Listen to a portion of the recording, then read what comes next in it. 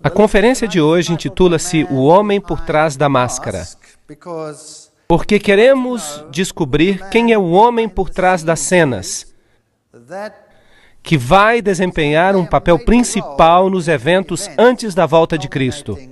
E o livro de Daniel nos dá muita informação sobre este assunto. E, de fato, o livro de Daniel, como já dissemos, funciona como uma referência para o livro de Apocalipse. E a profecia que vamos estudar hoje é uma profecia que atua como uma chave para a interpretação do livro de Apocalipse. Novamente, eu gostaria de lembrar vocês do nosso pequeno dicionário de termos proféticos.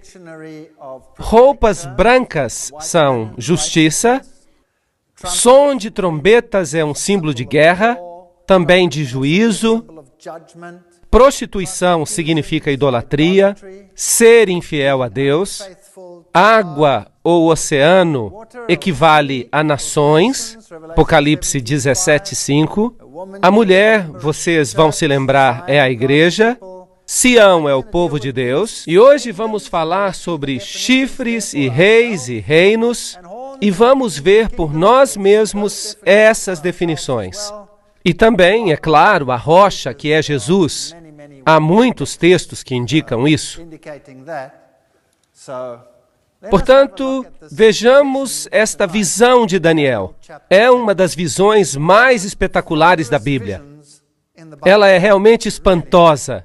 Na verdade, ela é quase amedrontadora. No primeiro ano do rei Belsazar de Babilônia, assim que esta visão ocorre quase que no final do período babilônico, teve Daniel um sonho. Portanto, não foi o rei que teve um sonho desta vez, mas Daniel.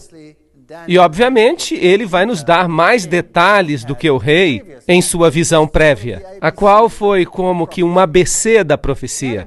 Teve Daniel um sonho e visões na sua cabeça quando estava na sua cama e escreveu logo o sonho. Ele vai explicar, não temos que adivinhar nada sobre isso. Daniel 7, versos 2 e 3. Eu estava olhando na minha visão da noite e eis que os 4 ventos... O que era mesmo isso? Guerra, ventos do céu agitavam o mar grande. Então havia uma guerra entre as nações.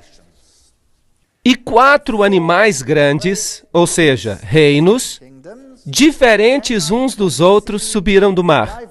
Eles eram diferentes uns dos outros. Daniel 7, versos 2 e 3. Assim, vamos apenas ter certeza que está tudo claro. Os símbolos proféticos da Bíblia, lembram-se? O mar são povos, nações, multidões, Apocalipse 17:15. E o vento dissemos que é guerra, e bestas são reinos, Daniel 7:17. Vamos ler estes textos para que fique tudo absolutamente claro. Apocalipse 17:15. As águas que viste são povos e nações e multidões e línguas. Portanto, este é o primeiro símbolo. Vamos até Jeremias para ver o que podemos encontrar ali. Jeremias 49:36. E trareis sobre Elão os 4 ventos dos 4 cantos do céu, e os espalharei na direção de todos estes ventos, e não haverá nação onde não cheguem os fugitivos de Elão. Verso 37. E farei com que Elão tema diante dos seus inimigos. Agora, chamamos isso de paralelismo hebreu. Algo é explicado de uma maneira e depois repetido de outra. E dessa forma os símbolos são explicados. Eles se explicam a si mesmos. Portanto, os 4 ventos, os que dispersam Elão, significa que Elão temerá diante dos seus inimigos. Haverá guerra. E diante dos que procuram a sua morte, farei vir sobre eles o mal, o furor da minha ira, diz o Senhor. E enviarei sobre eles a espada, a guerra, até que venha consumi-los. Então temos aqui o paralelismo, para ver que o mar equivale às nações e o vento equivale às guerras. Daniel 7:17. Estes grandes animais são 4 computadores em Bruxelas. Não diz nada disso.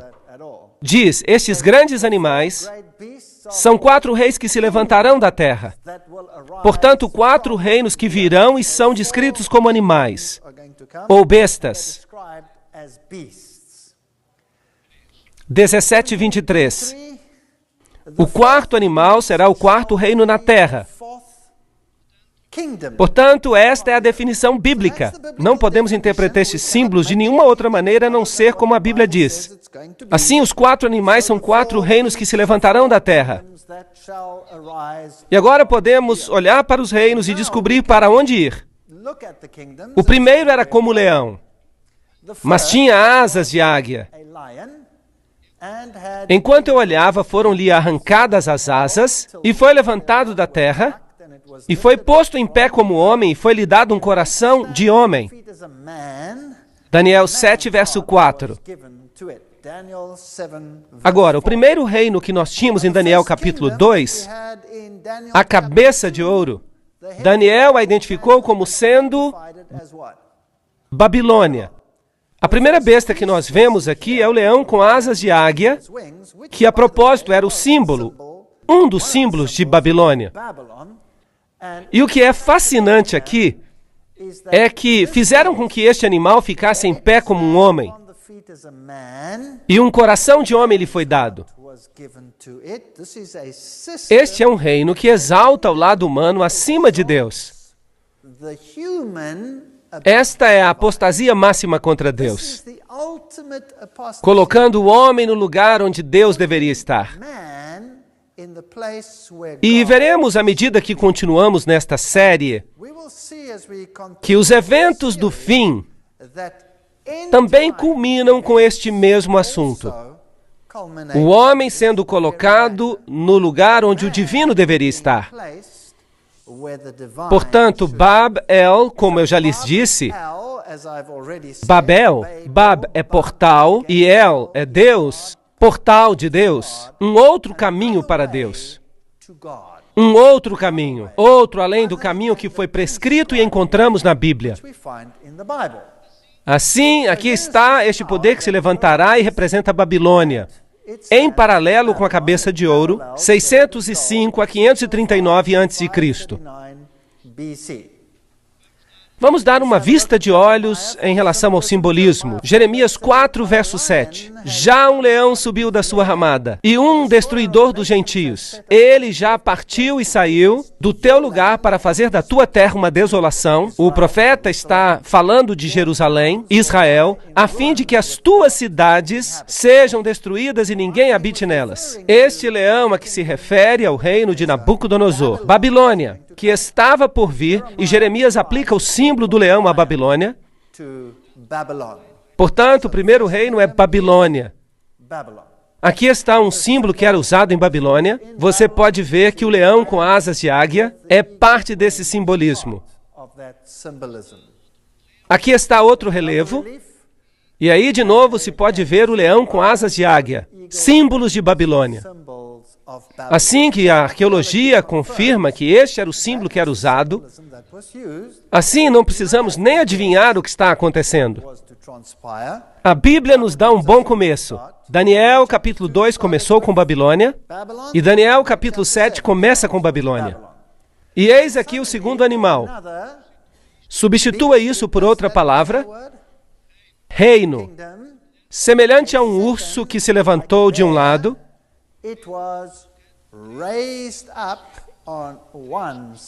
tendo na boca 3 costelas, entre os seus dentes. E foi-lhe dito assim: levanta-te e devora muita carne. Daniel 7, verso 5. E este animal vai vir e vai devorar a carne do animal anterior. Ele vai fazer guerra e vai substituí-lo. Ele tinha 3 costelas, e um lado era mais alto do que o outro. Agora, qual era o próximo reino em Daniel capítulo 2? Era a Medopérsia. Há um pouco mais de detalhes aqui. Os medos e persas eram de jugo desigual. Primeiramente, os medos foram mais proeminentes e se levantaram de um lado, e depois os persas chegaram a ser equivalentes e mesmo mais elevados, assim que não eram iguais em poder. Portanto, o animal seguinte, o reino que se levanta, seria a Medo-Pérsia. 3 costelas na sua boca. Houve 3 guerras principais associadas com as conquistas da Medo-Pérsia. A Medo-Pérsia representa, porque aqui vemos um paralelo, aos braços e peito de prata da estátua, e governaram de 539 a 331 a.C. E aqui, nas conquistas que fizeram, vemos a primeira, Lívia, conquistada dessas porções do Império Babilônio. A outra conquista foi a própria Babilônia, e a terceira foi o Egito. E eles, basicamente, assim conquistaram todo o Império Babilônio, com estas 3 conquistas, representadas aqui por 3 costelas na sua boca. Daniel 7, verso 6. Depois disso, eu continuei olhando, e eis aqui outro semelhante a um leopardo, e tinham 4 asas de ave nas suas costas, e tinha também este animal 4 cabeças, e foi-lhe dado domínio. Agora, temos aqui algo fascinante. Daniel 7, verso 6. O reino seguinte a se levantar foi, obviamente, o reino grego. E aqui ele é descrito como um leopardo. Lembram-se dos animais? Há um leão, um urso e agora um leopardo. E há 4 cabeças associadas a esta besta. Quantas cabeças na primeira besta? 1 cabeça. Quantas na segunda? 1 cabeça. Mas agora 4 cabeças. Que história interessante. Depois disso, eu continuei olhando, e eis aqui outro semelhante a um leopardo, e tinha 4 asas de ave nas suas costas, e também tinha este animal 4 cabeças, e foi-lhe dado domínio. Portanto, o reino que se levantou a seguir foi a Grécia, 331 a 168 a.C. E quando a Grécia estava no seu auge, Alexandre o Grande morreu. Depois de uma noite de bebedeira, demorou um tempinho e depois morreu, e o reino foi então dividido em 4. Os 4 generais, Cassandro, Lisímaco, Ptolomeu e Seleuco. Esta é a divisão do reino grego em 4. Fascinante. Portanto, havia 4 cabeças, assim que agora já temos um total de 6 cabeças. O leão, o urso e mais as 4 do leopardo. Igual a 6. Depois disso, Daniel 7, verso 7, eu continuei olhando nas visões da noite, e eis aqui o 4º animal, terrível e espantoso, e muito forte, o qual tinha dentes grandes de ferro. Você se lembra qual é o simbolismo do ferro? Onde é que o encontramos? Em Daniel capítulo 2. E era um símbolo do Império Romano. Aqui temos o mesmo simbolismo. Ele devorava e fazia em pedaços e pisava a pés o que subjugava. Aqui está um poderoso império, no nível político, o mais poderoso dos 4, e destruiria e devoraria, até com seus pés destruiria. E há algo muito interessante acerca disso. Daniel 7, verso 7. Era diferente de todos os animais que apareceram antes dele. E tinha 10 chifres. Certo? Não há um número de cabeças mencionado aqui, então presumimos que havia só uma, com 10 chifres. Assim que você conta todas as cabeças das bestas de Daniel 7, quantas cabeças nós temos? Temos 7 cabeças. 7 cabeças. Agora, a besta que nós encontraremos no livro de Apocalipse tem 7 cabeças. E a besta do livro de Apocalipse com as 7 cabeças também tem todos os componentes das bestas que são mencionadas aqui em Daniel. Capítulo 7.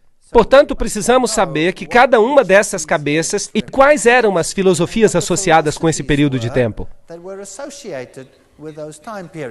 Agora, esta besta em particular era diferente de todos os animais que apareceram diante dela. E tinha 10 chifres. Agora, os 10 chifres, como já vimos nas definições, seriam 10 reinos. O verso 24 diz, e quanto aos 10 chifres daquele mesmo reino, se levantarão 10 reis. Portanto, de Roma se levantariam 10 reinos, e depois dele se levantará outro.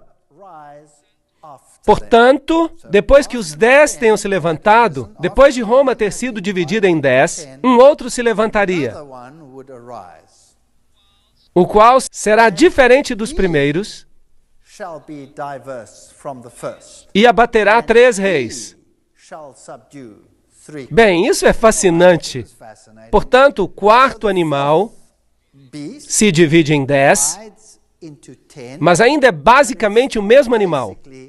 O mesmo animal se divide em 10. E deste animal, na divisão dos 10, vem outro poder. E ele é o que adiciona um aspecto diferente. Está claro? É isso que o texto diz. Qual será diferente? Diferente dos primeiros.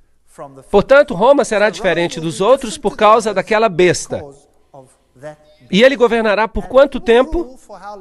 Até que veio o ancião de dias e o julgamento foi dado aos santos. Esse é um longo período de tempo. Portanto, Roma governou de 168 a.C. a 476 depois de Cristo e depois foi dividida em 10. Quantos dedos há na profecia anterior? 10 dedos. Aqui temos os 10 novamente, divididos em 10, e outro se levantará depois deles, e ele será diferente, e o sistema permanecerá por quanto tempo? Até que venha o ancião de dias. Uau! Um longo tempo. Portanto, estamos falando de um longo período de tempo. Roma governou de 168 a.C. a 476 depois de Cristo. Então foi dividida. Assim que temos exatamente a mesma sequência. Nós temos o leão que se compara à cabeça de ouro. Depois temos o urso que se compara aos braços e peito de prata. Depois temos um leopardo de 4 cabeças que representa o quadril de bronze. E agora temos um animal terrível, que representa as pernas de ferro. E os 10 dedos, quando dividida em 10, e também será diferente por causa de um outro que se levanta depois dele. Assim que é isso que temos até agora. Daniel, capítulo 7, versículos 19 ao 23. Então tive desejo de conhecer a verdade acerca do quarto animal, que era diferente de todos os outros. Muito terrível, cujos dentes eram de ferro e as unhas de bronze. Portanto, havia um elemento de bronze nessa quarta besta. O bronze era um componente muito importante. Ora, de fato, o Império Grego foi praticamente incorporado por Roma. A filosofia grega se tornou a base do Império Romano. E, de fato, quando Roma se dividiu nas duas pernas, uma era o Império Bizantino e a outra era o Império do Ocidente. E o Império foi governado por Constantinopla. E era onde a filosofia grega abundava. A filosofia grega era a filosofia do tempo. Portanto, ali está este elemento de bronze. As unhas de bronze. E nós encontraremos, interessantemente, estas unhas outra vez mais tarde, que devorava e fazia em pedaços e pisava a pés o que sobrava. Assim que ele queria saber mais acerca deste quarto terrível animal. O quarto animal, é-nos dito no verso 23, será o quarto reino na terra, o qual será diferente de todos os reinos. E devorará que parte da terra? Toda a terra. E a pisará a pés e a fará em pedaços. Agora, Roma, na sua forma original, tomou conta do mundo inteiro? Sim ou não? Não. E a China? E o Japão? E as Filipinas? E a Austrália? E a África do Sul? E os Estados Unidos? E a América do Sul? E essas áreas? Será que Roma governou sobre todas elas? Obviamente que não. Mas lembrem-se, a profecia não diz que seria esta Roma. Roma acaba e é dividida em 10. e que outro se levantaria e governa até quando? Até que venha o ancião de dias. Assim que a profecia ainda hoje está de pé. Nesse contexto. Faz sentido? Ok. Isso é muito interessante. Portanto, aqui temos esse poderoso Império Romano. Isto é o que a Bíblia diz, que encontraríamos estes reinos e os 10 chifres se levantariam. 10 reinos. Os 10 dedos representam os 10 reinos. Desde o ano 476 até a segunda vinda de Cristo, esses poderes de alguma forma continuariam. E o pequeno, depois deles, que se levantaria mais tarde, seria o elemento diferente e governaria até que o ancião de dias chegasse.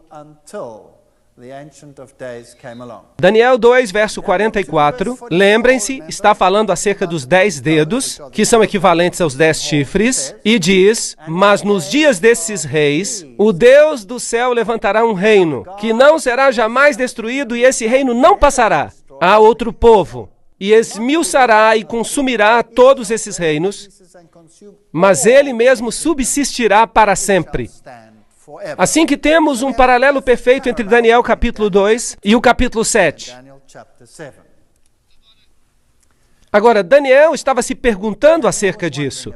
No verso 8 diz, estando eu a considerar os chifres, portanto, ele estava olhando para a linha de tempo para ver quando Roma era dividida em 10 componentes. E ele está olhando para esses 10 reis que se levantam do Império Romano. Eis que entre eles subiu outro chifre pequeno. De fato, se fala de pequenez. Ele era muito pequeno. E então ficou cada vez maior. Entre eles subiu. De onde ele sobe? Dentre eles. Bem, então este chifre pequeno sobe dentre os 10. Isso é muito importante, porque este chifre pequeno é o homem por trás da máscara. E este chifre pequeno sobe dentre os 10. Portanto, os 10 reinos estão lá, e ele se levanta do meio deles. Assim, que tipo de poder é esse? Este é um poder europeu? Porque os 10 chifres que se levantaram do Império Romano Ocidental, portanto, não podemos procurar este chifre no Oriente Médio, por exemplo. Podemos? Não. Podemos procurá-lo nos Estados Unidos da América, por exemplo? Não. Onde é que podemos procurá-lo? Lá onde se espera que ele se levante. Ele tem que aparecer entre os 10. Ele tem que aparecer entre os 10. E todos os 10 estão lá quando se levanta. Repare, diante do qual 3 dos primeiros chifres foram arrancados. Portanto, por causa desse poder, 3 dos que tínhamos antes são removidos. Faz sentido? Vamos ter que tirar 3. Quem vai arrancá-los? Ou como consequência de quem eles serão arrancados? Deste poder. Isso é muito importante, para que tenhamos isso tudo muito bem claro, porque não queremos cometer nenhum erro. E eis que neste chifre havia olhos, como os de homem, e uma boca que falava grandes coisas. Onde encontramos este simbolismo anteriormente? Esse simbolismo de homem. Babilônia. Lembram-se? Encontramos isso em Babilônia. Aqui há o mesmo simbolismo, neste poder. O homem se levantará outra vez, mas assim mesmo acima do Altíssimo, e tomará o lugar do Altíssimo. Esta é uma nova Babel, um outro portal para o céu. O homem exaltando a si mesmo acima do divino e falando grandes coisas. Ele está falando contra Deus. Portanto, agora temos algo da história. Ele se levanta da divisão do Império Romano. Uma vez que está dividido em 10, então só depois que ele faz a sua aparição. 3 deles são um incômodo para ele, e eles são eliminados sob a sua influência. E então ele se levanta como um cogumelo e põe o humano acima do divino. Isto é o que está escrito. Isto é o que está sendo dito aqui. E quanto aos 10 chifres, daquele mesmo reino que se levantarão, serão 10 reis, e depois dele se levantará outro. Pergunta, ele se levanta do remanescente do Império Romano ou do remanescente do Império Grego? Império Romano. Império Romano. Não se esqueçam disso. A rocha também atinge os pés.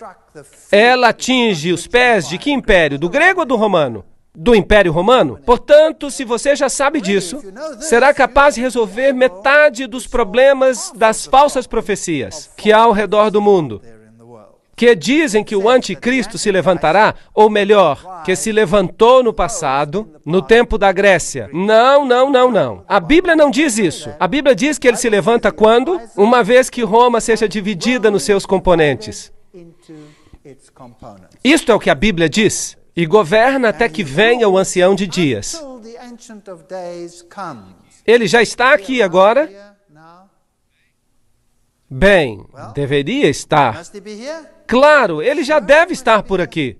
E alguns ainda estão esperando por ele. Para quê? Ele já está aqui. Não precisamos esperar. Deveríamos ser capazes de dizer, ali está ele. Isso é muito interessante. Portanto, ele será diferente dos primeiros.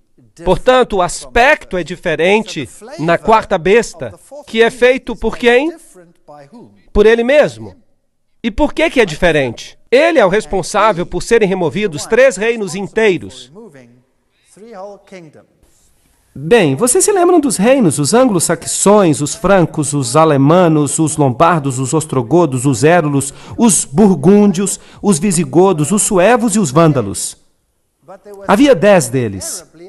Mas havia alguns que eram terrivelmente opostos a esse poder. O principal deles eram os érulos, de 493 depois de Cristo. Olhem onde eles governavam. Esse povo tinha uma filosofia interessante. E esta filosofia diferia substancialmente da filosofia deste outro poder do chifre pequeno. Agora, infelizmente, nós não temos documentos históricos sobre as crenças dos érulos. Nem tampouco temos quaisquer documentos sobre as crenças dos ostrogodos. O que nós temos é um pouquinho das crenças dos vândalos. Mesmo assim, com pouca documentação religiosa. Por que não temos isso? Porque tudo foi destruído. Então, toda a informação que nós temos é de segunda mão. Aparentemente, a história nos diz hoje que esses 3 poderes que foram removidos eram de profissão ariana. Em outras palavras, que eles ensinavam que Jesus não era Deus e, portanto, eles tiveram que ser removidos. Mas, de fato, não há nenhuma evidência disso em lugar algum. Trata-se de informação de segunda mão, provida pelo poder que os destruiu. O aspecto mais interessante é que aqueles que foram destruídos tinham um evangelho diferente. Um evangelho que era derivado da Palestina e que era um reflexo muito mais verdadeiro do evangelho bíblico do que qualquer outro. E é possível que eles tivessem um cristianismo derivado diretamente da fonte original. E talvez por isso tiveram que ser removidos. É uma possibilidade bem plausível. Há bastante investigação que tem sido feita sobre isso. E eu não sou totalmente contra esta ideia. Portanto, foram destruídos em 493 depois de Cristo. Agora, se esta quarta criatura, esse novo poder, se levanta do meio deles, então ele já deveria ter se levantado antes de 493. Os que vão ser eliminados a seguir são os vândalos, 534 depois de Cristo. Eles afligiram o Império Romano e os sujeitaram uma grande parte da sua cultura religiosa do mundo bizantino e romano. Eles os subjugaram ferozmente e, portanto, finalmente os vândalos foram destruídos pelos exércitos do Império Romano Oriental.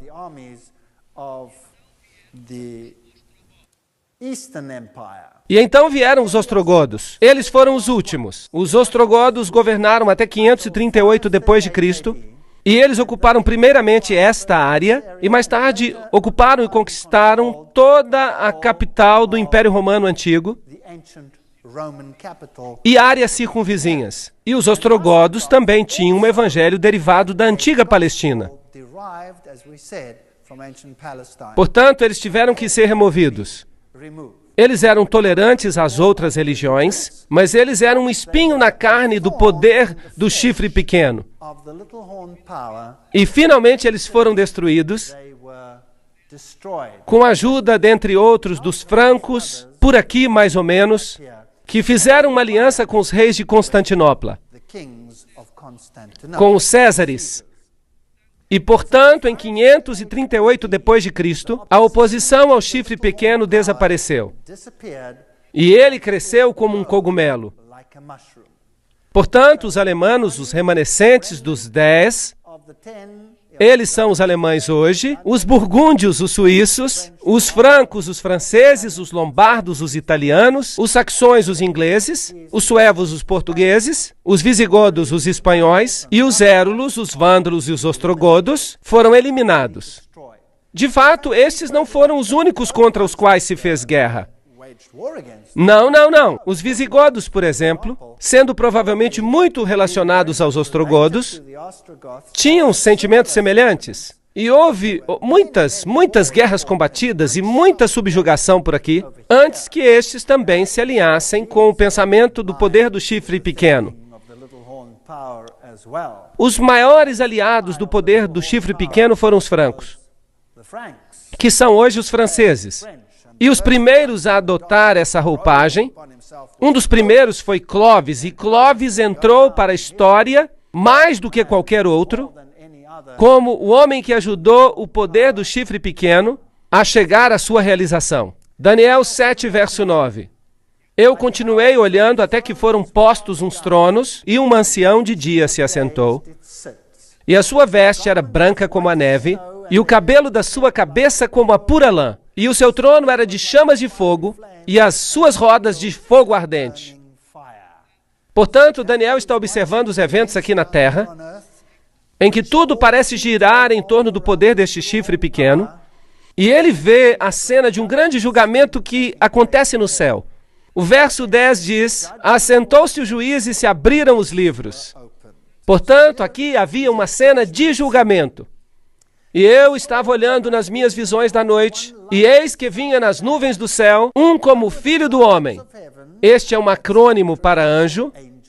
Vamos ver que isso nos vai ser explicado em outra conferência. E ele se dirigiu ao ancião de dias, e o fizeram chegar até ele. Verso 13. Portanto, esta não é a vinda de Cristo a esta terra. Esta é uma cena que acontece no céu, enquanto o chifre pequeno estabelece o seu domínio aqui na terra. Assim que o julgamento está pronto para sentar-se no reino celestial. E foi-lhe dado, isto é, ao Filho do Homem, o domínio e a honra e o reino, para que todos os povos, nações e línguas o servissem, e o seu domínio é um domínio eterno, que não passará, e o seu reino tal que não será destruído. Portanto, temos um contraste por aqui. Por um lado, temos um reino que vai ser estabelecido nesta terra, cuja sede e poder repousam sobre o chifre pequeno. E do outro lado, temos um julgamento que ocorre no lugar onde o poder será dado a Cristo. Portanto, temos dois poderes opostos. Cristo, o grande vencedor ao final, e o anticristo, que trabalha e vão um contra o outro. Um estabelece o seu reino sobre a terra, e o outro estabelece o seu reino eterno que nunca será destruído. Mas os santos do Altíssimo receberão o reino e o possuirão para todo sempre e de eternidade em eternidade. Daniel 7, versículo 18. Lindo simbolismo, muito poderoso. Agora vamos dar uma olhada às referências de Paulo ao homem do pecado.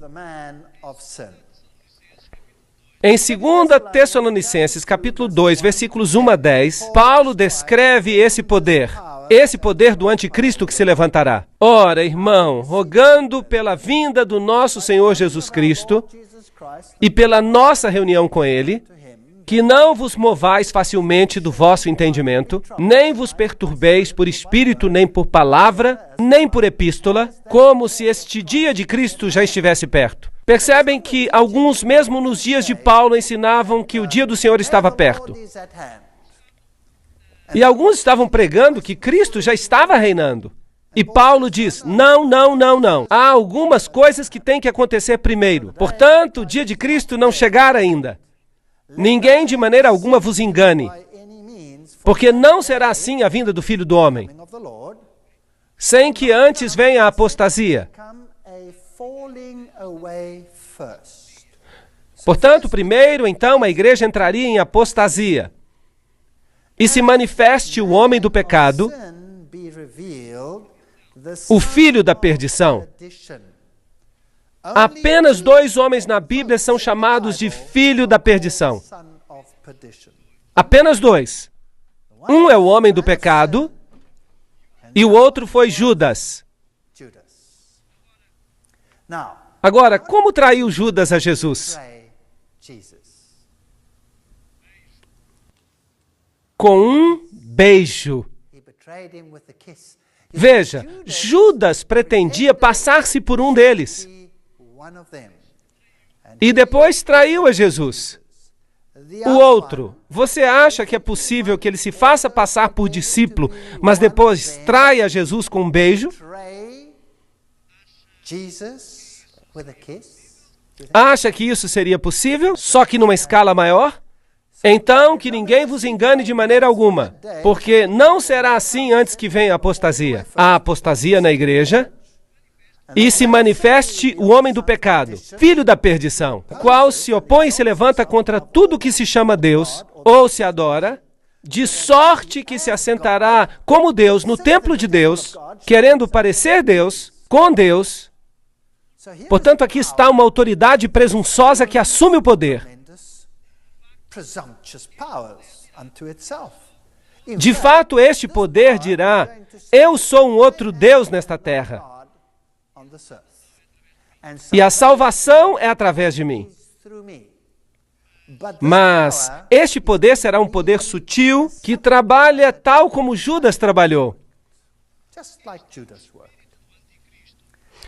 Mas este é o espírito do anticristo, do qual já ouvistes que há de vir, e eis que já está no mundo. 1 de João, verso 3 do capítulo 4. Portanto, agora vamos pensar nisso. Se o espírito do anticristo já estava no mundo no tempo de João, e Paulo diz que virá a apostasia, então este homem do pecado será revelado. Então este homem do pecado tem estado conosco por todo este tempo. Portanto, já vimos que ele não pode ter vindo no Império Grego, porque ele se levanta do Quarto Império, e tampouco pode vir em algum momento do futuro de uma tribo da Palestina. Correto? Vocês estão de acordo comigo? Ok. Se isso está correto, então todo mundo cristão deve estar em um grande erro acerca deste assunto. Porque metade da cristandade acredita e ensina que o anticristo já veio e que o seu nome era Antíoco Epifânio IV e que ele era um rei grego. A Bíblia diz que ele se levanta do quarto animal. De fato, depois do declínio do quarto animal e a sua divisão em 10. E a outra metade da cristandade é ensinada que o anticristo virá no futuro, depois do arrebatamento. Agora, nós temos aqui um problema, porque esta não é sequer a mesma igreja cristã, mas aqui diz na igreja primitiva que ele já estava no mundo e agia de maneira clandestina na igreja cristã primitiva. Portanto, nenhuma dessas posições pode estar correta. Paulo continua, não vos lembrais que estas coisas vos dizia enquanto ainda estava convosco? E agora vós sabeis o que o detém, para que a seu próprio tempo seja manifestado. Portanto, algo está detendo, impedindo que este poder se levante. Algo está detendo este poder, porque já o mistério da iniquidade opera. Portanto, este poder, este iníquo e misterioso poder, já estava operando no mundo no tempo de Paulo. Portanto, este não é um poder futuro, que virá apenas no fim dos tempos. Não, não, não. Ele tem que estar aqui. Ele já está aqui há todo este tempo. Somente há um que resiste até que do meio seja tirado. Vemos na versão Almeida Revista e Atualizada. E aguarda que somente seja afastado aquele que agora o detém. Portanto, havia um poder segurando de alguma forma este poder do chifre pequeno para que ele não se manifeste. E Paulo lhes tinha dito quem era esse poder. Não vos lembrais que estas coisas vos dizia, mas ele não menciona isso aqui. E então será revelado o iníquo, a quem o Senhor desfará pelo sopro da sua boca e aniquilará pelo esplendor da sua vinda. Portanto, este poder será levantado quando algo que o detém seja tirado, ou algum poder que o está detendo, e este poder será destruído por ocasião da segunda vinda de Cristo.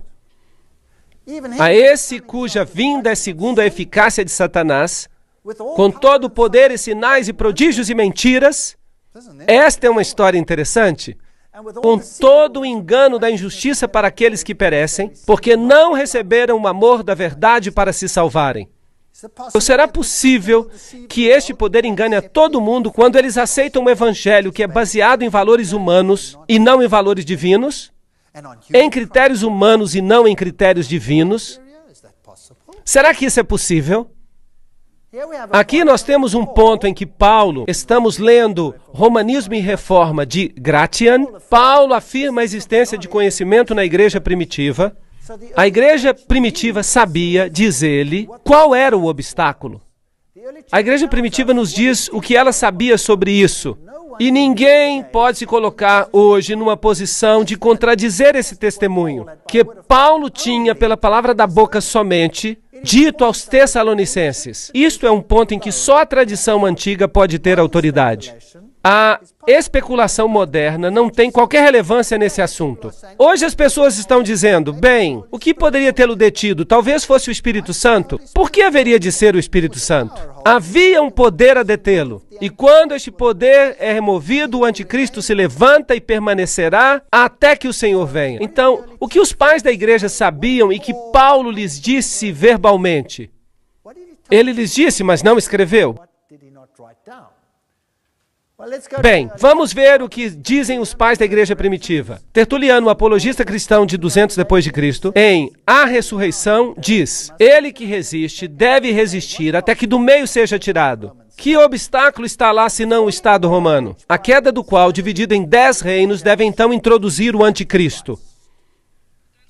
Portanto, isto era o que os pais da igreja cristã primitiva acreditavam, que quando Roma se for, então o anticristo será revelado. Será que isso é bíblico segundo Daniel capítulo 7? Absolutamente. Quando Roma se divide em 10, e quando o Estado romano desaparece, o anticristo será revelado. E isto é o que criam os pais da igreja cristã primitiva. Tá outro, João Crisóstomo, um sermão sobre 2 Tessalonicenses 2. Ele foi bispo em Constantinopla, em 390, e diz: há somente um que impede agora até que seja tirado do caminho, que é quando o Império Romano é tirado do caminho, então ele virá, o anticristo. Aqui temos outros. Edward Elliot, que escreve um comentário sobre Apocalipse em 1862 e diz: nós temos um testemunho concordante com os primeiros pais, Irineu e dos discípulos de São João, dizendo a Crisóstomo e Jerônimo quanto a como isto era entendido, acerca do poder imperial que governava e residia em Roma. Assim, isto é uma verdade bem simples. Quando Roma cai, o anticristo vem. Enquanto os Césares mantiveram o poder imperial, era impossível para o anticristo levantar-se. Na queda dos Césares, ele se levantou. Há uma outra fonte. Paulo não identificou o poder repressor porque ele sabia que era Roma e evitou as represálias. Lembrem-se que a igreja cristã estava sendo perseguida por Roma. Uma outra citação. Portanto, Paulo não diz: quando Roma cair, ele virá. Porque se ele tivesse dito isso publicamente, ou escrito quando Roma cair, ele virá, ele teria entrado num grande problema e a igreja seria perseguida. Portanto, a igreja primitiva acreditava que quando Roma caísse, o anticristo se levantaria. Daniel 7 diz: ele se levantará quando Roma for dividida em 10. Então ele se levantará. Portanto, este é o critério bíblico acerca de quando o anticristo começa a governar.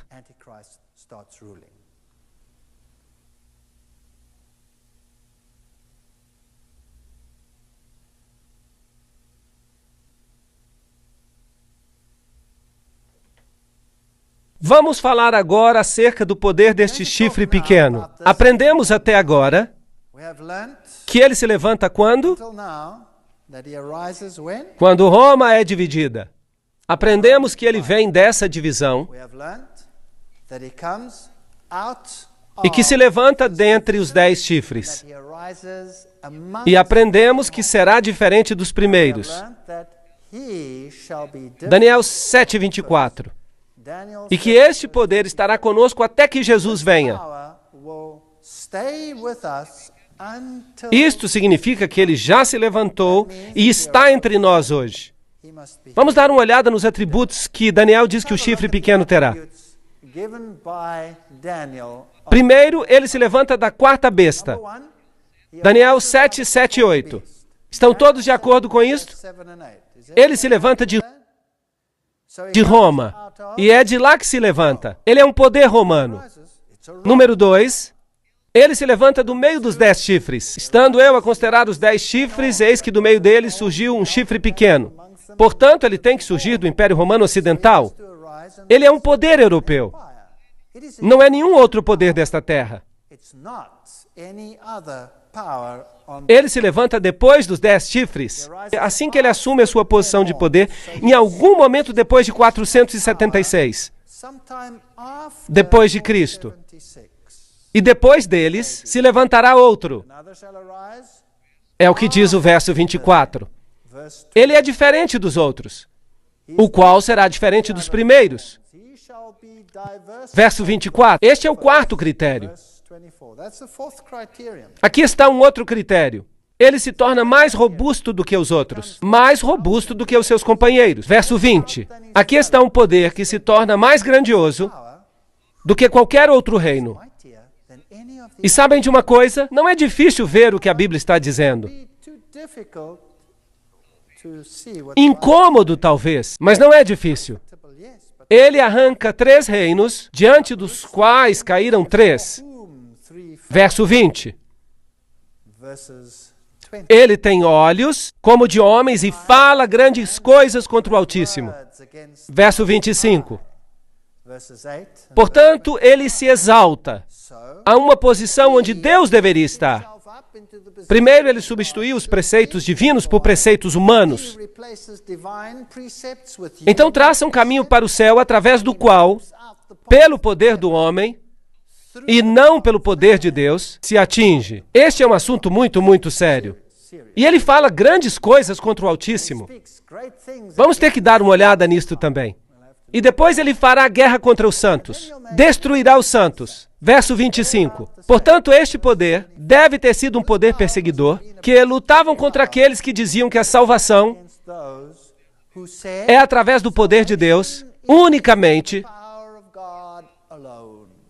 E então, um outro critério. Ele mudará tempos e leis. Verso 25. Cuidará em mudar os tempos e a lei.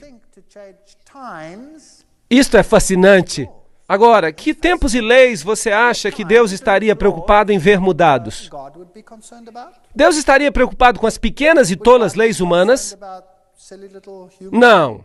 Ele deve estar preocupado com uma modificação da lei divina. E os tempos que deveriam ser mudados seriam tempos que Deus estabeleceu. Por exemplo, Deus estabeleceu o tempo porque foi tarde de manhã o primeiro dia, foi tarde de manhã o segundo dia.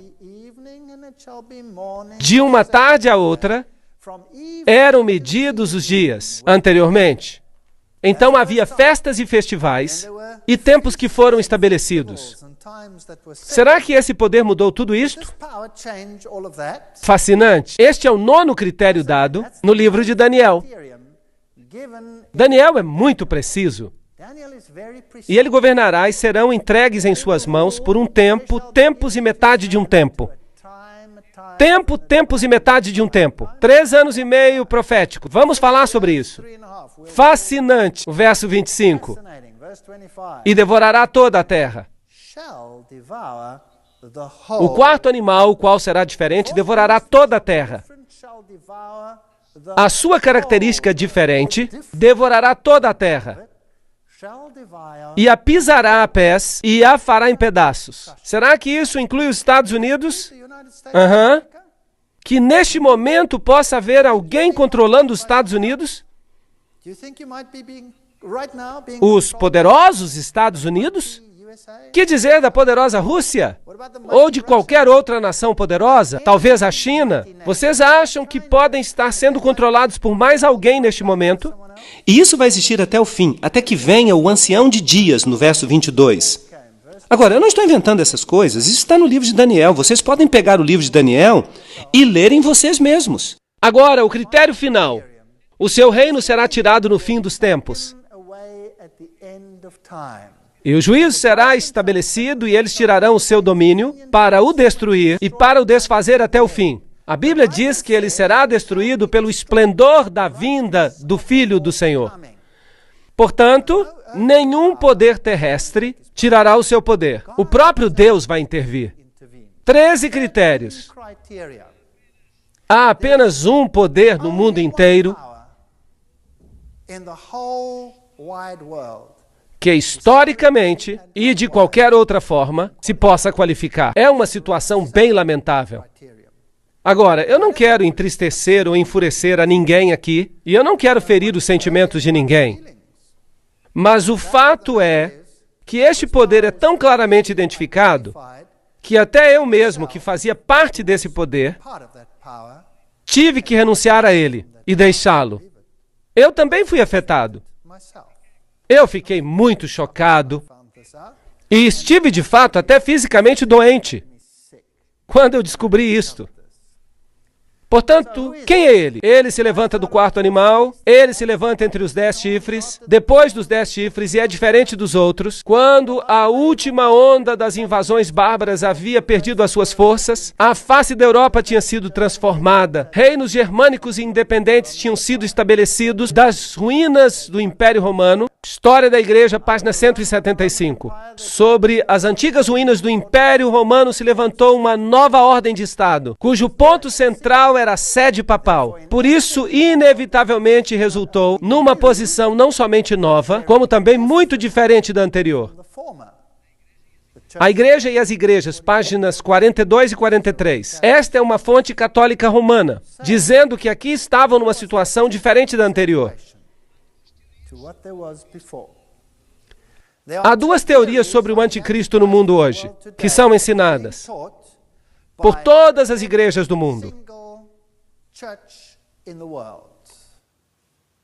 Quase. Uma é a de Rivera e outra é a de Alcázar. Agora, o que essas teorias ensinam? Elas ensinam preterismo e futurismo. O preterismo ensina que o anticristo veio no passado, no tempo dos gregos, e o futurismo ensina que ele virá no futuro, depois da igreja cristã ter sido arrebatada. E nenhuma das duas doutrinas é bíblica, porque as duas violam Daniel capítulo 7, Daniel capítulo 8 e todo o livro de Apocalipse. Elas violam cada pequeno princípio bíblico, todas elas. E quem era Rivera e quem era Alcázar? Bem, os dois eram jesuítas.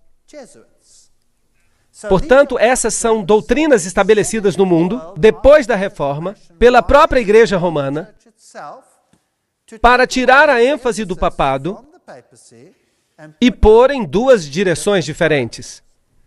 O historiador C.C. Ecker disse que quando o Império Romano tinha desintegrado toda a sua estrutura e o seu lugar tinha sido tomado por um número de rudes reinos bárbaros, a Igreja Católica Romana não somente se tornou independente do Estado em assuntos religiosos, como também dominou os assuntos seculares, o papado e os assuntos mundiais, página 1. Portanto, aqui estava um chifre, um reino que se tornou mais robusto do que os outros e os dominou, correto? O historiador Thomas Hobbes diz, se alguém considerar o domínio mundial, perceberá que o papado não é outro senão o fantasma do falecido Império Romano, sentado e coroado sobre a tumba do mesmo. Ok. Portanto, Roma, na verdade, não se foi. Ela é chamada de Igreja Católica Romana. Certo? Portanto, Roma não se foi totalmente, de fato. Leviatã, página 457. será diferente dos primeiros. Nós vemos que é isto que Roma diz. Sim, nós somos diferentes, pois agora somos um poder religioso que exerce influência política. Mais robusto do que os seus companheiros. Daniel 7:20. Ele seria mais poderoso do que os outros reis. Os reis da Europa curvaram-se ao papado? Sim. Algumas vezes sim, outras vezes não. E se não, eles eram finalmente subjugados e tinham que se curvar. Se não, eles tinham que finalmente vir, como Frederico da Alemanha, que teve que ficar descalço, na neve, à espera de uma prorrogação para ter o seu reino de volta.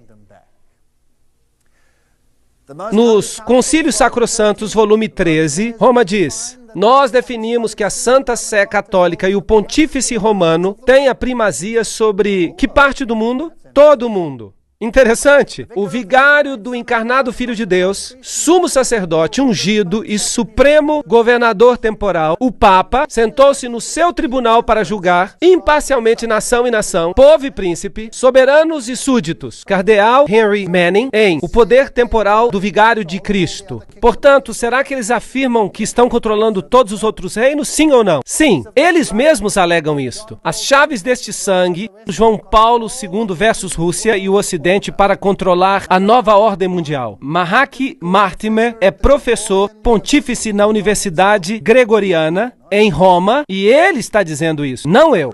Arrancou 3 reinos, então tive o desejo de conhecer a verdade sobre o quarto animal que era diferente de todos os outros, e também a respeito dos 10 chifres que tinha na cabeça, e do outro que subiu, e diante do qual caíram 3. Daniel 7, 19 e 20. Sim, Roma alega que os 3 foram arrancados porque eram arianos, que eles não acreditavam que Cristo fosse Deus, que é um dos ensinamentos de Roma. Mas veremos que este é apenas um elemento esotérico de Roma. Que há outro ensinamento de Roma que é chamado de esotérico, que é um ensinamento ocultista e que diz algo completamente diferente. Mas isso será o tema de outra conferência. Ele tinha olhos como de homem e falava grandes palavras contra o Altíssimo. Aqui temos um sistema que se coloca acima de Deus e que fala contra o Altíssimo e destrói os santos. E foi-lhe dada uma boca para proferir grandes coisas e blasfêmias, diz Apocalipse 13:5. E o que é uma blasfêmia? E foi-lhe permitido fazer guerra aos santos e vencê-los. Será que a igreja romana fez isto? Absolutamente. Daniel 7:25. E proferirá palavras contra o Altíssimo, e destruirá os santos do Altíssimo, e cuidará em mudar os tempos e a lei. E é claro, não se pode mudar a lei de Deus, isso é apenas o que ele pensa poder fazer. E eles serão entregues na sua mão por um tempo, tempos e metade de um tempo. Vamos ter que ver isso em detalhes. Vejamos primeiro a definição bíblica de blasfêmia. E veremos se Roma cumpre os requisitos. Bem, nós encontramos em João capítulo 10, verso 30 a 33, eu e o Pai somos um. Disse Jesus. Jesus diz que é Deus. E os judeus responderam dizendo, não te apedrejamos por alguma obra boa, mas pela blasfêmia, porque sendo tu homem, te fazes Deus a ti mesmo. Portanto, uma definição de blasfêmia na Bíblia é quando alguém diz que é Deus. Bem, há muitas pessoas que blasfemam no mundo, hoje em dia. Mas esta é a primeira definição. Outra definição, encontramos em Lucas, que diz, vendo ele a fé dele, disse, homem, os teus pecados te são perdoados. E os escribas e fariseus começaram a arrazoar, dizendo, quem é este que diz blasfêmias? Quem pode perdoar pecados, senão só Deus? Portanto, assim, existem 2 definições bíblicas de blasfêmia. Uma quando alguém diz que é Deus, e a outra se você diz que pode perdoar pecados. Bem, o que diz Roma? Aqui temos o artigo da Enciclopédia Católica, volume 12, acerca do Papa que diz, esta autoridade judicial incluirá mesmo o poder para perdoar pecados. Portanto, Roma diz que pode perdoar pecados. O sacerdote católico, página 78, diz, busque onde você desejar, no céu e na terra, e você encontrará um ser criado que pode perdoar pecados, que pode libertá-lo das cadeias do inferno. Este ser extraordinário é o Padre católico.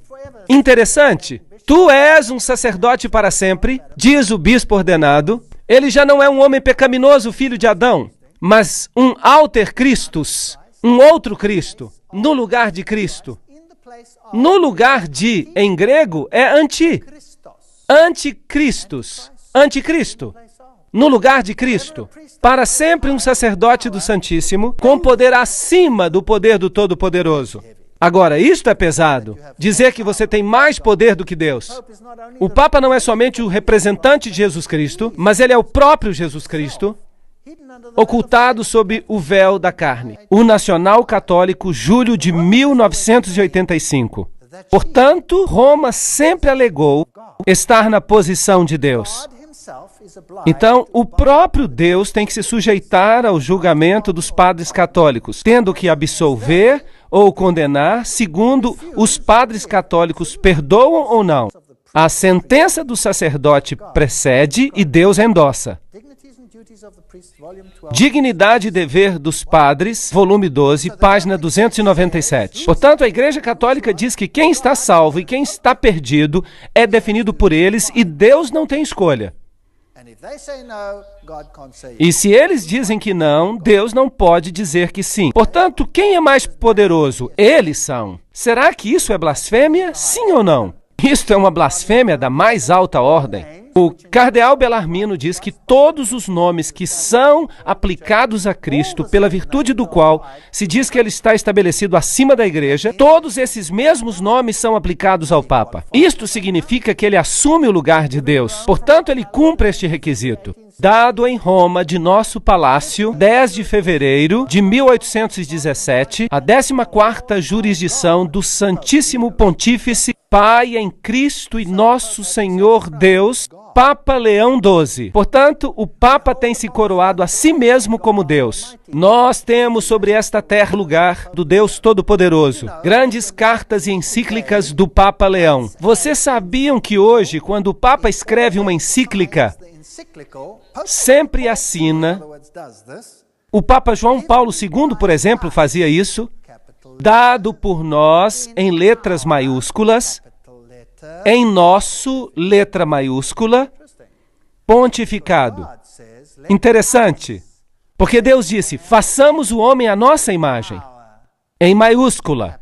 Portanto, o Papa toma a prerrogativa e até os dias de hoje, ele alega ser e ter o poder de Deus.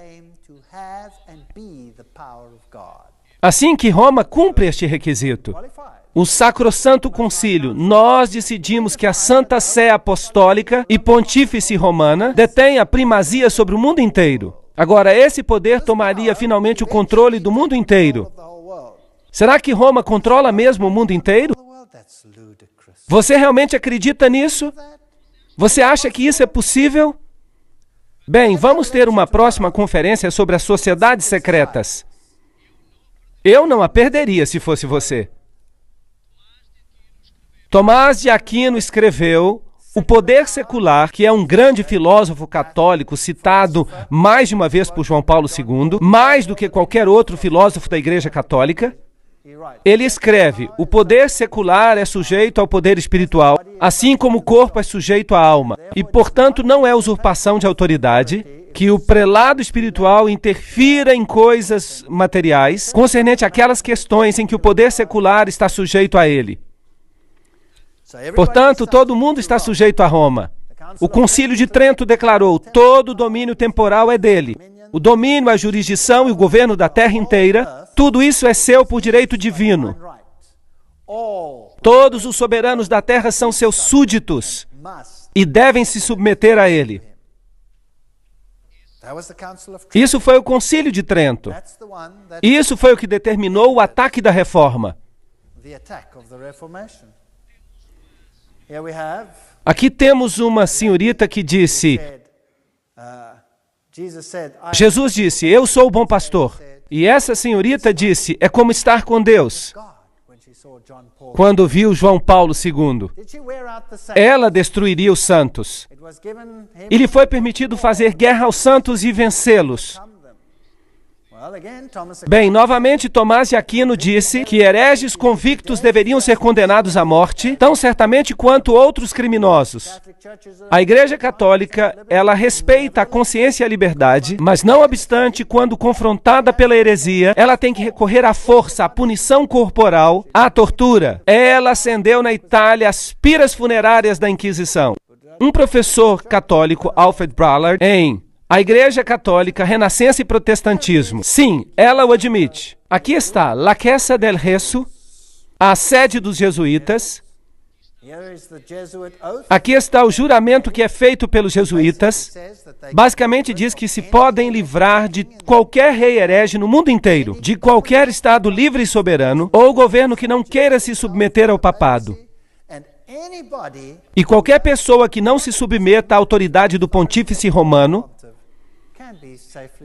pode ser seguramente destruída. Portanto, a igreja governou como uma mulher governando sobre reis, que é como ela se descreve a si mesma, através da história.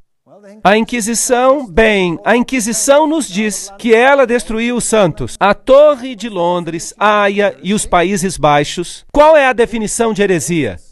Do grego hairesis, escolha, uma decisão por si mesmo, o que crer ou praticar. Portanto, quem deve decidir por você?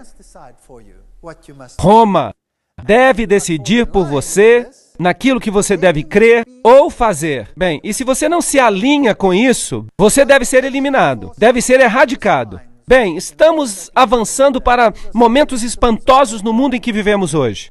Estes são alguns instrumentos de tortura que eram usados. Terríveis, estas pinças por aqui que se abriam e poderiam se fechar como dois pequenos baldes, fazendo uma pequena bola, e eles colocavam brasas quentes ali, e então as ajustavam desta maneira. Agora notem aqui os grilhões para os tornozelos e as pontas para dentro, elas iam diretamente até os ossos. Eles eram muito malvados. Esta aqui era para o pescoço, e a apertavam com parafusos, e iam direto ao pomo de Adão.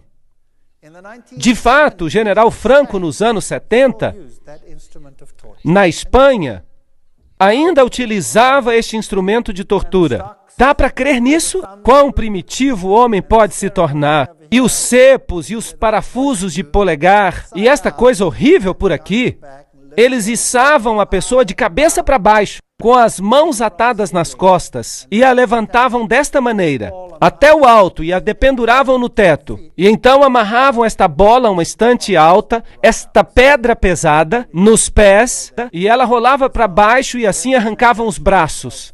Muito cruel o que eles faziam. Esta é uma representação das piras, as estacas da Inquisição, e eles mataram literalmente milhões e milhões de pessoas.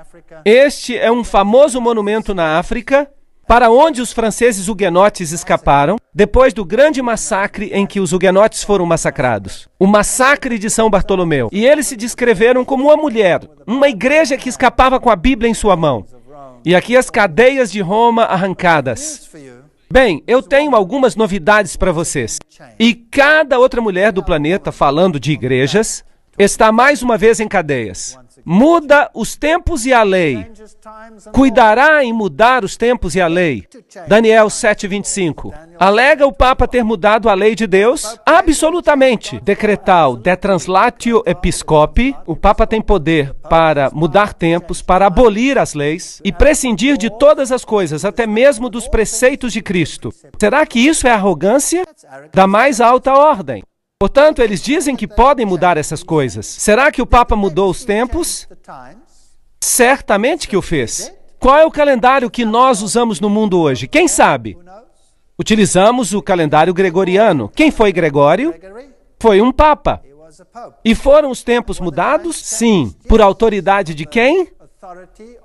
Dos astrônomos jesuítas. E o que eles mudaram? Eles mudaram a Páscoa. Eles mudaram a Páscoa para que ela tivesse conformidade com a festa de Ishtar. E de fato, em inglês, ainda se chama assim, Easter, Ishtar. E é por isso que a paz, como se chamava a Páscoa entre os cristãos primitivos, ela era na lua nova e a Páscoa hebraica deveria acontecer em qualquer dia da semana. Agora que o Papa mudou isso, e se seguiu o simbolismo dos saduceus, que se reuniam em Alexandria, segundo ensinamentos ocultos, a Páscoa só cai no domingo, por causa da festa de Ishtar, e nunca coincide com a Páscoa original. É possível, com o calendário que tem, em algum momento da história, que ela possa coincidir com a Páscoa original. E então, que decreto faz o papado? Se ocorre a festa no dia da Páscoa original, então o Papa muda a festa em uma semana para que ela caia num domingo. Portanto, ele mudou os tempos e as festas, definitivamente. Também, desde esses tempos, nós estamos celebrando o dia de meia-noite a meia-noite, e não de pôr do sol a pôr do sol. Então, ela revogou a lei e prescindiu de todas as coisas, até mesmo dos preceitos de Cristo. O Papa pode modificar a lei divina. Pronta biblioteca. Quem te dá direito, Senhor Papa, para mudar a lei de Deus? Os 10 mandamentos, como originalmente dados por Deus, nas primeiras tábuas, não terás outros deuses diante de mim. Então, depois há este grande mandamento que não devemos nos encurvar aos ídolos. E depois, tu não deves tomar o nome do Senhor teu Deus em vão. E o mandamento do sábado é proeminente. E então temos os mandamentos que ditam o relacionamento entre o homem e o próximo. Honra teu pai e a tua mãe, não matarás, não adulterarás, não furtarás, não dirás falso testemunho e não cobiçarás. Aqui estão os mandamentos como estão na Bíblia. Mas se você pegar o catecismo católico, verá que o segundo mandamento foi removido. Não terás outros deuses, ou seja, não farás. Ele deverá ser capaz de mudar leis, porque ele diz, eu sou o Senhor vosso Deus, não terás outros deuses estranhos diante de mim, não tomarás o nome do Senhor teu Deus em vão. Portanto, o segundo mandamento desaparece e o outro sobe uma posição. Lembra-te do dia de sábado para o santificar. Mas o que eles fizeram com este? Trataremos disso daqui a pouco. Portanto, ele só tem 9 mandamentos e para alcançar os 10, eles tomam o mandamento da cobiça e o dividem em 2. Não cobiçarás a mulher do próximo e não cobiçarás os bens do teu próximo. Fascinante. Lembrem-se que este aqui diz, não cobiçarás a casa do teu próximo, não cobiçarás a mulher do teu próximo. Eles ainda têm o descaramento de inverter a ordem do mandamento como se tivessem o direito de fazer. A Enciclopédia Católica diz, a igreja, depois de ter mudado o dia de descanso do sábado judaico, o 7º dia, para o primeiro dia da semana, fez o terceiro mandamento se referir ao domingo, porque o segundo já se tinha tirado como dia a ser guardado como dia do Senhor. Então eles mudaram os tempos, mudaram até o dia de adoração, que era o 7º dia, e foi transferido para o primeiro dia da semana. Mateus 5,17 diz, não penseis que eu vim destruir a lei ou os profetas. Eu não vim para destruir, mas para cumprir, para viver esses preceitos. Aqui está o Catequismo do Converso, da Doutrina Católica, página 50. Ele diz, pergunta, qual é o 7º dia? Resposta, o sábado é o 7º dia. A Igreja Católica está bem ciente disso, todos eles sabem. Pergunta, por que nós observamos o domingo em vez do sábado? Resposta, nós observamos o domingo em vez do sábado porque a Igreja Católica, no Concílio de Laodiceia, transferiu a solenidade do sábado para o domingo. Assim, ela mudou os tempos e as leis. Sim ou não? Sim, ela mudou. Tempos, tempo e metade de um tempo. A que isso se refere? Os santos seriam entregues em suas mãos por um tempo, tempos e metade de um tempo. Se você tem uma Bíblia moderna, ela dirá 3 anos e meio. Agora, um ano profético é diferente de um ano literal. Um ano em sentido profético tinha 360 dias, porque o ano hebraico tinha 360 dias. Portanto, 2 vezes 360 igual a 720. Metade de um tempo, metade de um ano, 180. Ao somarmos tudo, isso daria 1260 dias proféticos. Ora, isso se transforma em 1260 anos literais. Vamos solucionar isso.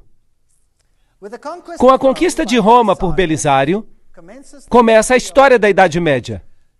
Portanto, quando Roma foi conquistada e os ostrogodos foram removidos, a história da Idade Média começou. Philip Schaeffer diz: Virgílio ascendeu ao trono papal em 538 depois de Cristo, sob a proteção militar de Belisário.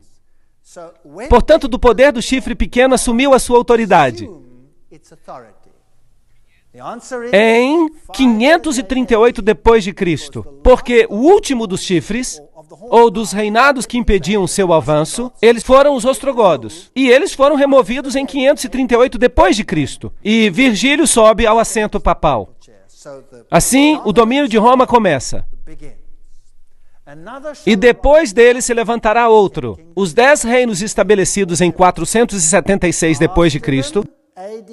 Depois deles, em 538 depois de Cristo, o reinado papal começa de acordo com um decreto feito por Justiniano, que diz que o Papa seria o corretor dos hereges e o governador de todas as igrejas.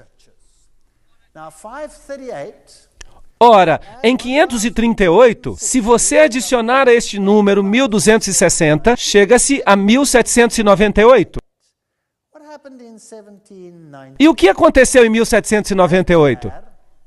Berthier entrou em Roma, 10 de fevereiro de 1798, e proclamou a República. Metade da Europa pensou que o veto de Napoleão seria obedecido e que, com o Papa, o papado morreria. Portanto, exatamente de acordo com o tempo profético, a Bíblia nos diz, exatamente de acordo com este tempo profético, o relógio bateu em 1798 e o poder temporal do Papa foi detido por um tempo. Portanto, a profecia de tempo dos 1260 anos, 476 depois de Cristo, os 10 reinos são estabelecidos.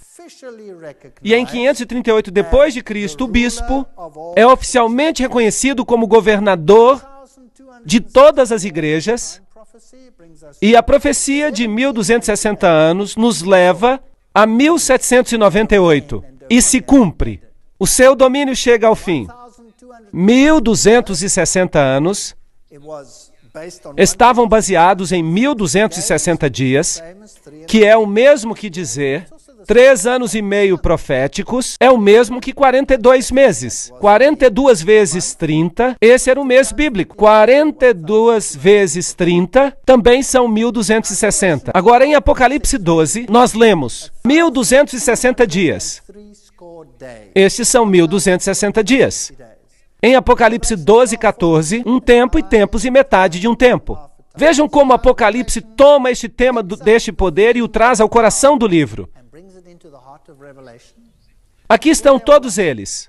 Daniel 7:25, um tempo e tempos e metade de um tempo, referentes a este poder. Daniel 12:7, um tempo, tempos e metade de um tempo. Apocalipse 11:2, 42 meses. Apocalipse 11:3, 1260 dias. Apocalipse 12:6, 1260 dias. Apocalipse 12:14, um tempo e tempos e metade de um tempo. Apocalipse 13:5, 42 meses. Todos eles se referem ao mesmo poder. Note como estão. 1, 2, 3, 4, 5, 6, 7. A Bíblia é fantástica. O que isto nos diz?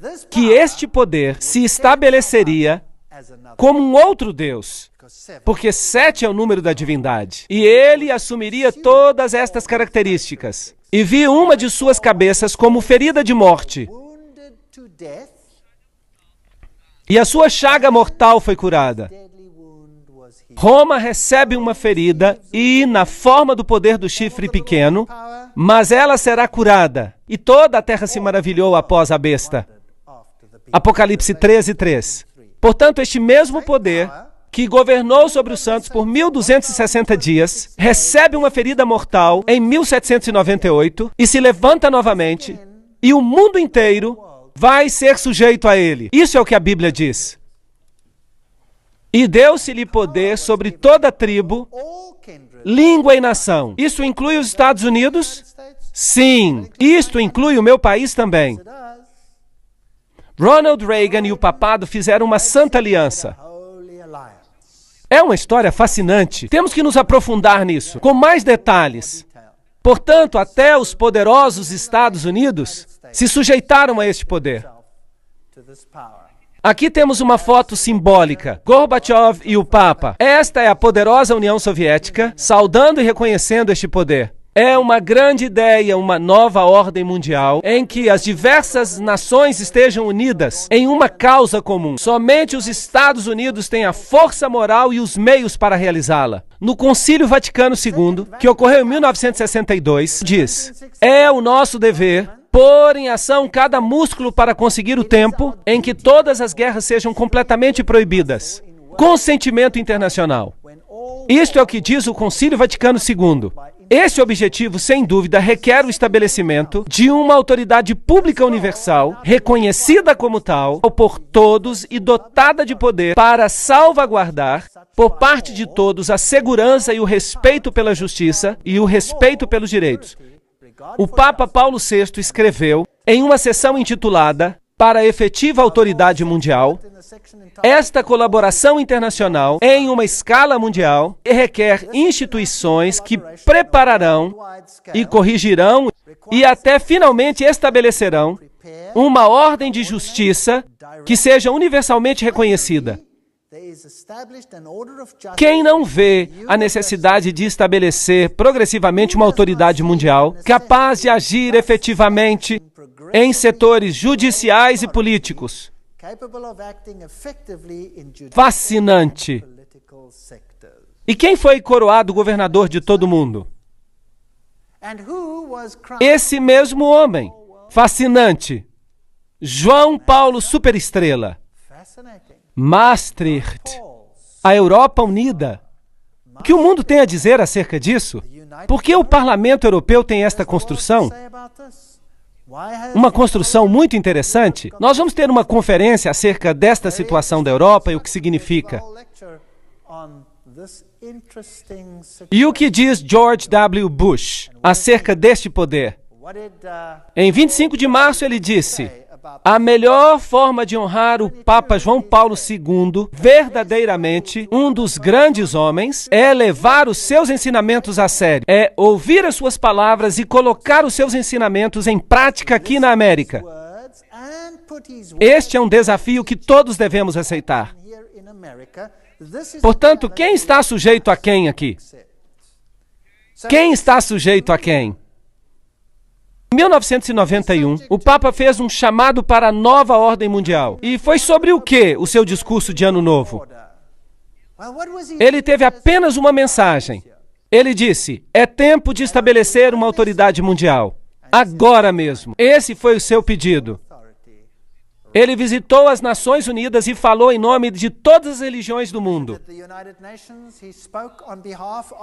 Note agora que isso inclui o budismo, o hinduísmo, o shintoísmo, o zoroastrismo, o protestantismo, o catolicismo e todos os demais. Será que existe uma agenda? E Gorbachev disse: nós devemos ajudar João Paulo II, porque ele está certo em seu pedido por uma nova ordem mundial. Disse Gorbachev, quando o Papa falou nas Nações Unidas, na celebração dos 50 anos. Bem, você acha que seria possível que Roma seja esse poder? Que o Vaticano possa ser este poder? Mas, sem dúvida, o Vaticano parece ser um poder cristão nobre,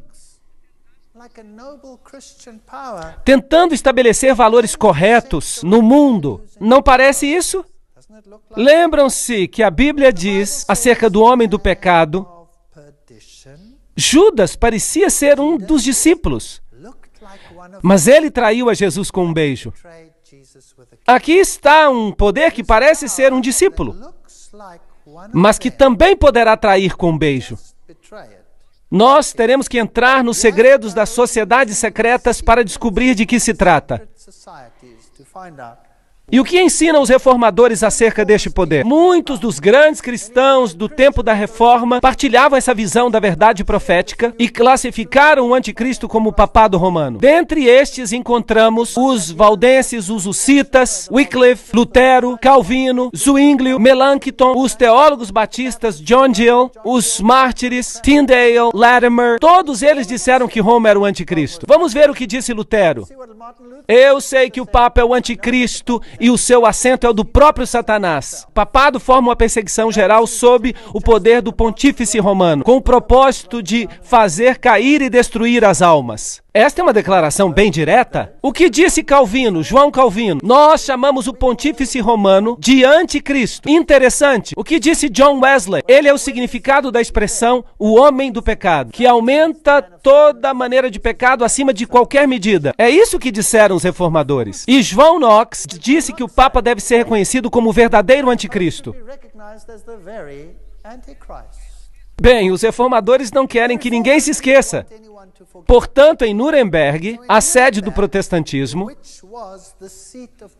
na Câmara da cidade, eles tinham uma escultura representada sobre as suas portas. E se você olhar para cá, descobrirá algo interessante. Encontrará a profecia de que estamos falando nesta conferência. De um lado, você tem um leão com asas de águia. E um governante está perto dele. E ele nos diz quem ele é. Ele é Nabucodonosor. Portanto, quem é que os reformadores dizem que o leão com asas de águia representa? Babilônia. Se formos ao outro lado, vamos ver um urso com as 3 costelas na boca. E eles puseram um rei junto dele. E esse poderoso rei, eles dizem quem ele representa. Quem era? Era Ciro, o Grande. Portanto, eles estão dizendo que eram os medos e persas.